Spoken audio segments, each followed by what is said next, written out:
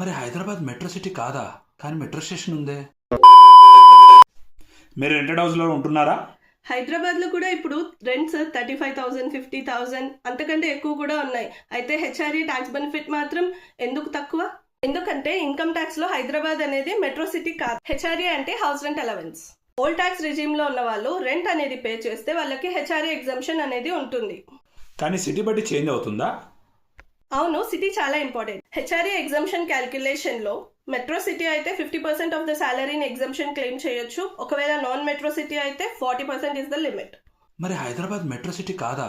కానీ metro station ఉందే. Income tax ప్రకారం 4 మాత్రమే metro cities: Delhi, Mumbai, Chennai and Kolkata. Bengaluru, Hyderabad లేవు. ఈ లిస్ట్ 1990s నుంచి అలానే ఉంది, ఎందుకంటే అప్పట్లో ఈ సిటీస్ మాత్రమే major and costly cities.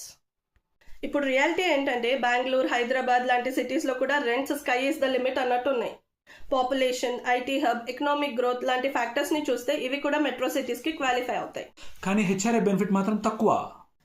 Government at least Hyderabad and బెంగళూరుని హెచ్ఆర్ఏ మెట్రో సిటీస్ లిస్ట్లో ఇంక్లూడ్ చేయాలి ఇన్కమ్ ట్యాక్స్లో కూడా.